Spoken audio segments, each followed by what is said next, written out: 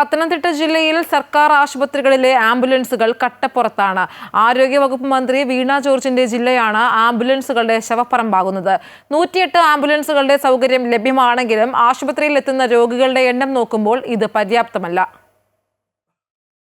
പത്തനംതിട്ട, അടൂർ, കോന്നി, റാന്നി തുടങ്ങി ജില്ലയിലെ പ്രധാന സർക്കാർ ആശുപത്രികളിലെല്ലാം കട്ടപ്പുറത്തായ ആംബുലൻസുകൾ കാണാം.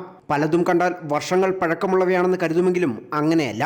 5 ആംബുലൻസുകളാണ് അടൂർ ജനറൽ ആശുപത്രിയിൽ കട്ടപ്പുറത്തുള്ളത്.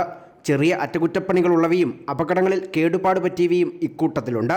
പത്തനംതിട്ട ജനറൽ ആശുപത്രിയിലെ സ്ഥിതിയും വ്യത്യസ്തമല്ല. 4 ആംബുലൻസുകളാണ് ഇവിടെ കട്ടപ്പുറത്തുള്ളത്. 3 ആംബുലൻസുകൾ ആരോഗ്യവകുപ്പിൻ്റെതാണെങ്കിൽ 1 MB ഫണ്ടിൽ നിന്നുള്ളതാണ്.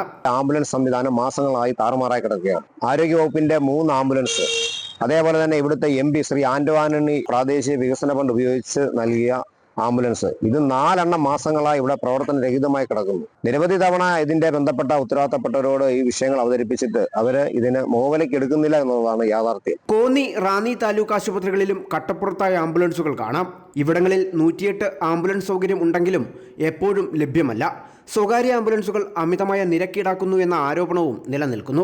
സാധാരണപ്പെട്ട ആൾക്കാർക്കാണ് ഏറ്റവും അധികം ബുദ്ധിമുട്ട്. 108 ആംബുലൻസ് പലപ്പോഴും വിളിക്കുമ്പോൾ മറ്റ് പല മേഖലയിലും ആയിരിക്കും, അല്ലെങ്കിൽ അടിയന്തരമായിട്ട് കിട്ടുന്ന സാഹചര്യം വളരെ അപൂർവമാണ്. വാഹനത്തിന്റെ ലഭ്യത കുറവാണെന്നാണ് നമുക്കറിയാൻ സാധിക്കുന്നത്. ജില്ലയിലെ മെഡിക്കൽ കോളേജായ കോന്നി മെഡിക്കൽ കോളേജിലും ആംബുലൻസ് സൗകര്യം പര്യാപ്തമല്ല. ഇവിടങ്ങളിൽ നിന്നും എന്തെങ്കിലും അത്യാഹിതമുള്ള രോഗികളെ പെട്ടെന്ന് റെഫർ ചെയ്യുക തിരുവനന്തപുരത്തോ കോട്ടയത്തേക്കോ ആണ്.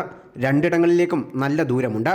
സ്വകാര്യ ആംബുലൻസുകളെ ആശ്രയിച്ചാൽ ചെലവാക്കേണ്ടി വരിക ഭീമമായ തുകയാണ്. സ്വകാര്യ ആംബുലൻസുകളെ സഹായിക്കാനാണ് സർക്കാർ ആശുപത്രികളിലെ ആംബുലൻസുകൾ അറ്റകുറ്റപ്പണി ചെയ്യാത്തതെന്നാണ് ആക്ഷേപം. ഏതായാലും സാധാരണക്കാർക്ക് ആശ്വാസമാകേണ്ട ജീവൻ രക്ഷാ വാഹനങ്ങളാണ് ഇത്തരത്തിൽ ഉപേക്ഷിക്കപ്പെട്ടിട്ടുള്ളത്. അമൃത ന്യൂസ്, പത്തനംതിട്ട.